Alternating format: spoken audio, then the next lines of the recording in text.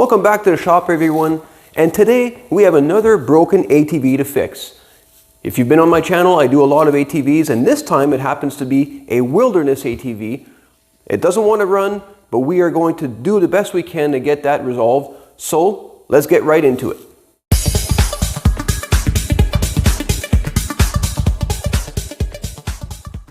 Okay, so let's start with the obvious and let's check to see if there's any oil in the engine and if there's any gasoline in the tank. Well, it's full, which is good. It actually doesn't look that bad. I'm impressed. Doesn't smell like there's gas in it either. What about the gas? Is there anything in here? Oh, it's almost full, which is good. Doesn't smell terrible. What we're going to do as well is I'm probably going to drain the bowl in the carburetor to see if we can take a sample in a clear container, and hopefully we don't have water in there because that can also cause these things to not start. So maybe let's do that. Okay, so I found a container. Not exactly the best thing in the world, but it'll do the job. It's clear. And we'll be able to take a sample, hopefully.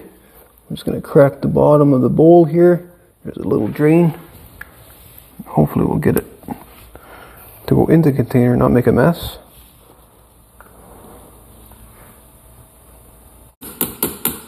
And it looks like it might be plugged because nothing is coming out. Make sure the valve is on. I believe that's off. That should be reserve on up. Nothing is coming out. Alright, so we're going to close that up. And we'll check the line to make sure it's not that. We'll just remove the line. See if I can open this up one more time. Right from the bottom. Should drip right away. Nothing. Nothing at all. Well, that's an issue. I'm going to guess that the carburetor's pretty gummed up for it to not drip. So we won't be able to check to see if we have any water in the tank, at least not just yet. But let's go on the opposite side and see if we have any kind of spark, because that's something else we need to know. Okay, so in order to get the engine to turn over, I had to put the battery charger on the battery, because clearly after this many years the battery is completely dead. I mean, there is a pull cord on it, but it's just much easier to hit the button. So we're going to put our spark tester on here and see. Oh, it's one of those spark testers, or spark plug caps. So now we're going to see, hopefully,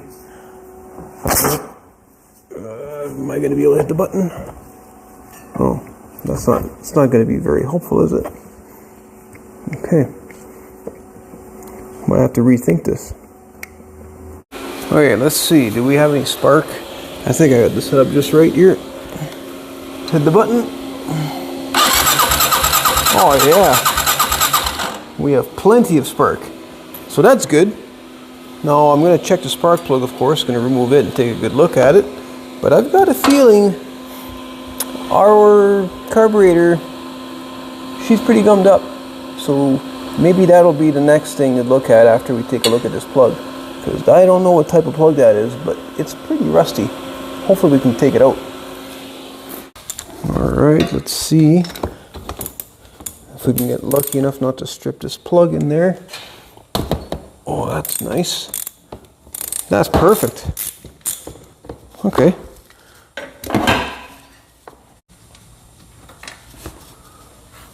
Well, it's carboned up pretty good. Okay, and it's a NHSPLD. Oh my lord. All sorts of numbers. DR8TC. Anybody ever hear these types of plugs? Like I'm going to have to cross-reference this and put an NGK in there. That's what I'm going to be doing. But for now, let's see if the plug itself is firing, because that would be awesome for now. We'll ground it up against the muffler here. Hopefully it'll stay. I turn my charger back on. Ignition. Oh, of course. I I want to hold it because the last time I did that, it hurt. All right. Fire in the hole. Oh yeah, we got spark. I don't know if you guys saw that, but I'm going to take a chance and hold it for you. For all those people out there, might not see it. Oh yeah, lots of spark. Okay, that plug might last. Don't have much confidence in it, but for now. Okay, maybe now would be a good time to try and get a fuel sample. So I'm going to pull the line straight off the intake of the carburetor. Hopefully I've got the valve off at the right location. And I do, luckily. Okay, we got a little bit of dribble. And this should be on. And it is. We'll collect a little bit. See if our Wilderness has a good fuel sample. Just like you would go to the doctor and get a blood sample. That's what I do as a mechanic. I take fuel samples and oil samples and all the rest of the stuff. And that, ooh, looks quite watery. Ooh, that's not good. Look at this, guys. I'm not sure if you can tell just pouring out. It's kind of like milky. I don't know if I like that. Okay, so let's turn it off. We'll let it settle. Either way, we're going to remove the carburetor because if we got this much fuel coming out from the tank, we should have a good amount coming out the bottom. So that tells me that, and if the line is disconnected, we still don't have any fuel coming out of here. Must be something in the bowl there that's happening. So let's put this aside, see if we can figure out what's that's all about. In the meantime, we are going to disconnect the throttle cable over here, just on top. And I don't know if I mentioned it already, guys, but I don't really have much experience with these types of quads, these Wilderness brands. If you guys have any comments or any experience with these, you know, put it down in the description box. It'd be nice to know what, like, who makes these, or are they just an offshore brand, or they a knockoff, like a decent knockoff? Like, as far as I know, these were sold at Canadian Tire. I don't remember exactly when. I want to say it was like early 2000s. But looking at the cylinder head right now, it looks very familiar to the Moto 4 I was just working on. And even the Big Berries, you've got that cam cover over here. You got the bolts on the side, the shift knobs in the same location as the Moto 4 that we just fixed for Gabby, or that Gabby fixed herself, I should say. Same as the adjuster for the chain. I don't know, there's a lot of similarities. Okay, so there's the throttle cable. Fairly painless. And then we're going to do the choke cable. No, wrong size. In case you were wondering, guys, the choke cable apparently is a 14 millimeter. And the two nuts holding the throttle, those were 10. Remove this. I do have to admit, the way that the carburetor is set up is a little bit easier than what I've seen in the past on other brands. Does this move freely? You might want to check. Oh yeah, look at that. Oh, and in case anybody wants to argue the point in the comment section, this is not actually a choke. This is actually an enrichener. So what it does is it opens up an extra circuit in the carburetor and then just adds more fuel, enriches your fuel air mixture. That's what it is. A choke would be a plate that stops the airflow, causing more vacuum in the Venturi effect and then sucking more fuel from the main jet. This is an enrichener. Just so you know, doesn't matter, but there is a difference. All right, so now I just have to, the screws are on the opposite side. Now I'm gonna go on the opposite side, remove those two clamps, and that should, in theory, slide right out. There we go. Camera placement on some of these jobs is a little bit difficult. Oh, we got one more vent tube holding up. There you go. Look at that. There we go. That's our carburetor. Now, let's go put it on the bench, open it up, and see what's inside, because I got a feeling it's pretty dirty. Okay, so before we put it on the bench, I already went and took a little bit of a bath in the parts washer, so it's not so dirty as you guys can see here. But here is our gas. This is the sample we took. So let me get the camera, because this is actually quite interesting. Okay, so looking down into the container, you can't really tell if there's any water. And I mean, the container was a little bit dirty, so yeah, you can tell it's got some milkiness and, you know, dirtiness to it. However, if you duck down and you look at the bottom of the container, you'll be able to see the phase separation. See that right in the corner? How it's floating differently. Right there, it accumulates in the corner. That, my friends, is all water. And what is that exactly? Like, how do you get all that water? Well, I mean, there's obviously multiple ways. You can either get it from just bad gas. You have a container that's open when it was raining. You dumped it in. You forgot to put the cap on your bike. But the other reason, or the other way you can get water, is ethanol.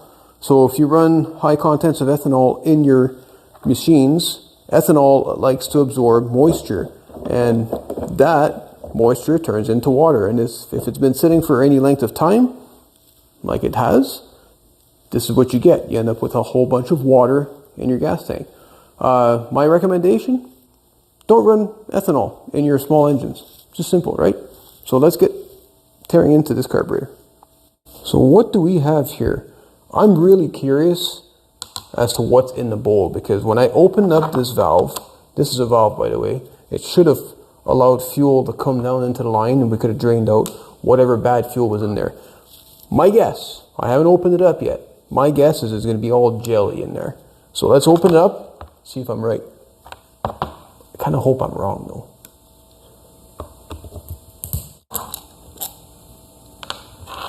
All right, what's it going to be?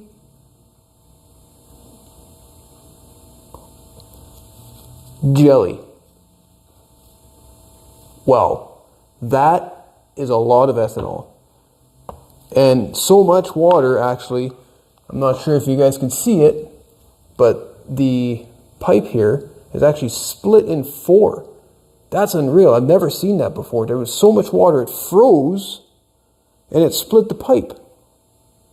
That is weird. Oh. Weird and really gross. Okay, you know what? I got to get the camera again and just show you guys how nasty this is. Oh, like look at this, guys. Words can't even describe. Like, look at this. And this is the pipe I was talking about. It's split in 4. It almost looks machined that way, but it's not supposed to be that way. It's supposed to just be a vent. It's what that is an overflow vent. Now the problem with that is now that it's like this, I'm wondering if it's actually ever going to be able to run properly, because what it's going to want to do is automatically start draining fuel at a lower level, so the bowl will never be full to where it's supposed to be. So that's kind of a problem. We're going to clean it up and we're going to see if we can get it to run anyways. But look at this. This is just so gross. This is a product, I'm going to blame this on ethanol. That's all I can say at this point. So anyways, let's continue to tear down and see what else we find. Okay, so let's flip this around and see what we got over here on the plunger side of things. There's no tears in the diaphragm. Looking good there. Needle's looking okay. It's got a little bit of dirt. That's nothing serious. It's coming right off, so that's good. Pretty impressed there. So the top side, I'm okay with. It's got some residue of that ethanol, I guess. So that'll clean up pretty easily though. But this here, it's going to end up having to take a bunch of cycles in my ultrasonic cleaner, and my ultrasonic cleaner is not very big. So how about I just clean up this carburetor? And in case, for those of you that don't know what I normally do on the channel and how I clean these carburetors, I will completely dismantle everything. I'll be removing all the jets. I make notes of where they go, of course, because if they are similar, you want to put them in the right place. So I'll be marking all that stuff. I'll be removing the needle. I'll be making sure that that's adjusted properly after. And I even remove the pilot screw, and on this one, it is right here. I count the turns. So what you do is you seat it all the way in, so count the turns on the way in, lightly seat it, and then that would be the amount of turns that you have to pull it out when you have to put it back in place. So we're going to do all that, and then we're going to put it back on the ATV with some fresh fuel, of course, because I got to drain that tank now. 100%, that's got to be part of the problem. We're going to drain the tank, get rid of some of this nastiness, maybe get a spark plug that's made from a reputable company, and then cross our fingers that this fires up. So I'll see you in a little bit, because this is going to take a lot of elbow grease. Yeah. And after many cycles through my smaller ultrasonic cleaner, some carb cleaner, some brushes, and a whole bunch of elbow grease, this is what the carburetor looks like. It's much better. I actually think it's going to work just fine. I'm happy with it. However, it might still be ruined because of this standpipe, and we're going to find that out right shortly. But if this is exactly what I think it is, because on most carburetors, this is like a standpipe for overflow. So if for some reason your needle here in the center that is controlled by your float doesn't seal, well, the extra fuel has to go somewhere, and it usually gets piped down in through this black tube. And it doesn't matter even if that screw on the bottom, where is that, on the other side? It doesn't matter even if it's closed, it's still got a circuit to drain. Now, if that's the case, ethanol totally ruined this carburetor, because how are we going to fix that? You can't. You got to replace the whole bowl, and then I don't think you even sell just a bowl. You may as well buy a whole new carburetor. But we're going to check that right now, because I have a test that I've just devised. So here's what we're going to do. We've got some gasoline in a bottle. And by the way, if you're going to play with gasoline, all that stuff, I shouldn't have to tell you all the precautions, but just be aware, no flammable sources of any kind nearby. So this is just gasoline in a bottle, and you should always, if you're going to decant something into a smaller container, make sure you label it, just for safety, right? We're going to remove the line here just because it's quite long and we don't really need it. Now, like I was saying, if this tube does what I think it does, it's going to drain out through the bottom here, but we're going to make sure before we do any of that, that this screw is in fact tight, which it is. So it should not drain. We should be able to fill up this bowl at the very least. Now this crack is a little bit below the bowl, so we'll be able to go right up to the brim and it shouldn't leak. If it does leak, we've got issues. So I'm going to try and do this without making too much of a mess here.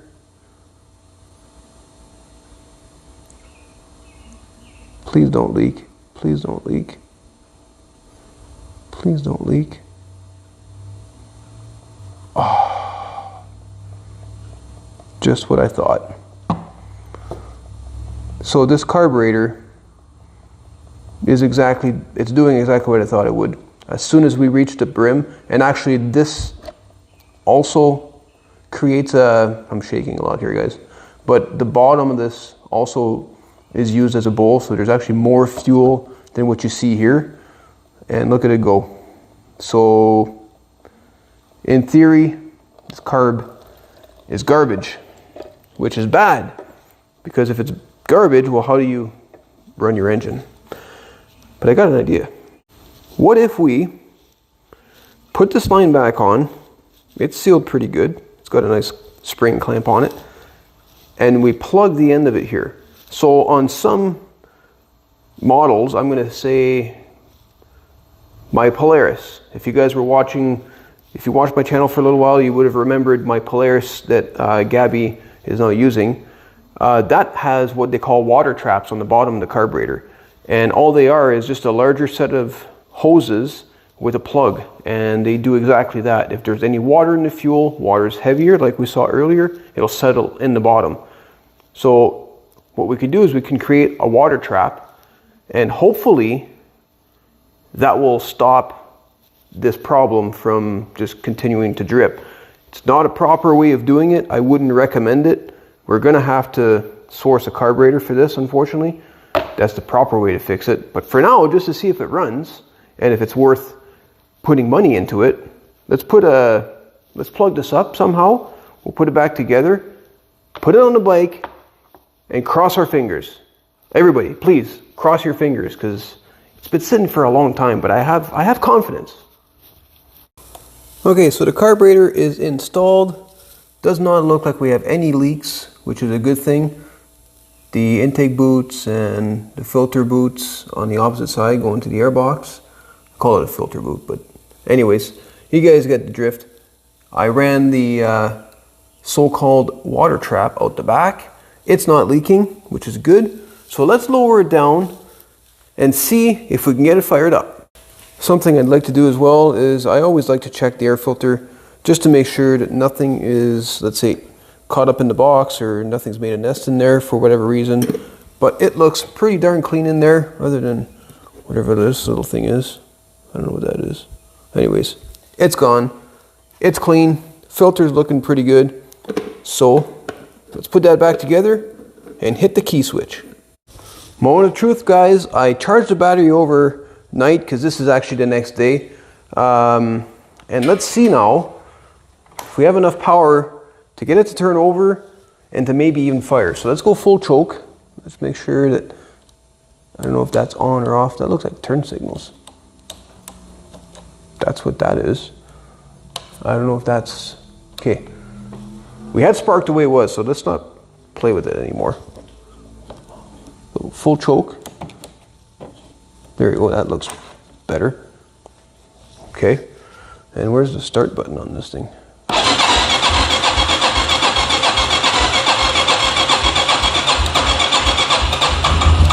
Oh, you hear that? Come on, baby! Yes!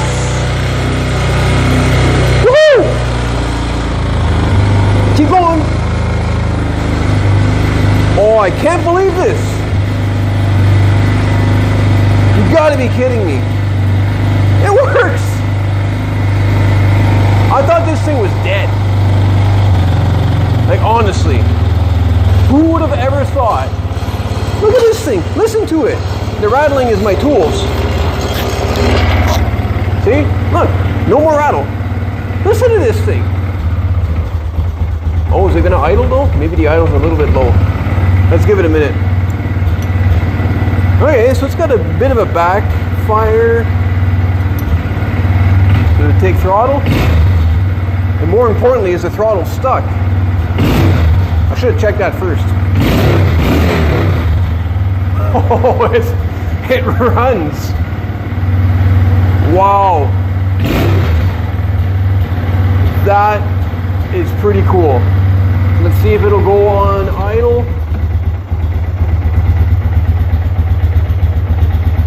What? Oh, okay. Eventually, I was gonna say it's running pretty darn low. That, guys, it probably looks staged to you, but I swear to you, it's not staged. That's pretty cool. I never thought that something that you bought at Canadian Tire and let sit for God knows how long would ever run again. That's pretty cool. I'm very happy. And on that high note, I'm going to end the video here because I don't want negativity on my particular video that I'm running right now. This is pretty cool. So, if you guys enjoyed the video, and if you guys learned anything, and let's recap really quickly, don't run ethanol in small engines. It's killer. You saw it. You saw the carburetor for yourself. It's pretty nasty stuff. Spend the extra few dollars, or at least if you're going to store it properly. And the way I like to store it, since we're talking about it, either get rid of all the gas, run it dry, or run a proper fuel stabilizer and read the bottle. Very important, read the bottle, follow the directions. And if you don't, well, you might end up with issues. But what I do that solves even more of that stuff, just run no ethanol in your gas, run a premium fuel, and you should be good. So, thank you so much for watching. I really hope you enjoyed this video. And I will see you all in the next video. That is cool. I am so shocked.